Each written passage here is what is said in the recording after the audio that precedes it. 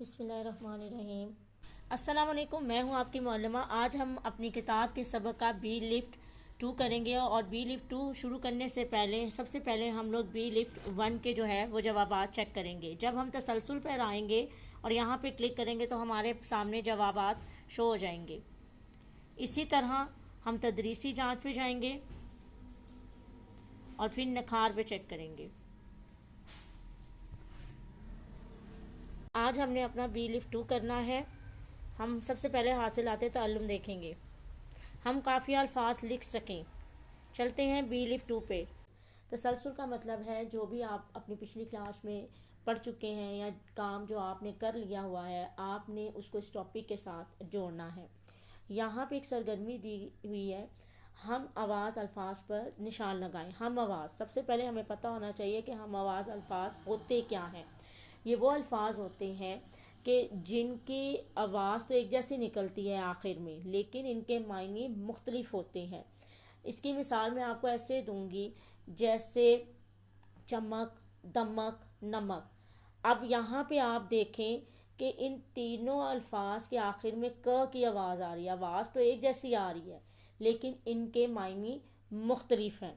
اب یہاں پہ جو یہ سرگرمی دی گئی ہے، اس میں یہاں پہ یہ الفاظ لکھے ہوئے ہیں: کالا، سفید، مالا، شام، تالا، نور، جالا۔ آپ نے کیا کرنا ہے کہ جو ہم آواز الفاظ ہیں ان پہ آپ نے نشان لگانے ہیں۔ اس کے بعد ہم آتے ہیں مرکزیت پہ۔ یہاں پہ جب ہم کلک کریں گے تو ہمارے سامنے جو ہے ایک جو ویڈیو ہے وہ ظاہر ہوگی، جس میں جو ہے ہم قافیہ الفاظ کے بارے میں بتایا گیا ہے۔ اب ہم قافیہ الفاظ کیا ہے؟ ہم قافیہ الفاظ کو ہم آواز الفاظ ہی کہتے ہیں۔ جو قافیہ ہے وہ کفو سے نکلا ہے، جس کے معنی ہے پیچھے آنے والا، یعنی ایسے الفاظ جو ہم آواز ہوں لیکن ان کے معنی ایک جیسے نہیں ہوتے، یعنی ہم آواز الفاظ اور ہم قافیہ ان کا مطلب ایک ہی ہے۔ یہ اشعار میں خوبصورتی سے جو ہے پیدا کرتے ہیں، جیسے جیت، میت، بیت اور ریت۔ اس کے بعد آتے ہیں ہم تدریسی جانچ پہ۔ یہاں پہ جب ہم آئیں گے تو اس کا مطلب ہے کہ جو بھی آپ نے پڑھا ہوا ہے یا آپ نے سیکھا ہے، آپ نے اس کو جو ہے یعنی ایز اے کلاس ورک آپ نے وہ کام کرنا ہے۔ یہاں پہ یہ دیکھیں، یہ سرگرمی دی ہے: درج ذیل اشعار میں سے ہم آواز چن کر الگ کریں اور ان کے تین نئے ہم قافیہ الفاظ بنائیں۔ اب یہاں پہ کچھ اشعار لکھے ہوئے ہیں، آپ نے یہاں پہ ان کو پڑھ کے دیکھنا ہے کہ کون سے ہم قافیہ الفاظ ہیں۔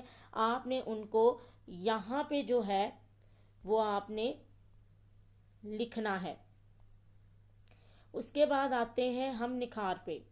نکھار کا مطلب ہے کہ جو بھی آپ نے کام یعنی پڑھا ہے یا سیکھا ہے، اس کو آپ نے ایز اے ہوم ورک جو ہے اپنی پریکٹس بک پر کرنا ہے۔ آج کا ہمارا بی لفٹ 2 یہاں پہ ختم ہوتا ہے۔ اللہ حافظ۔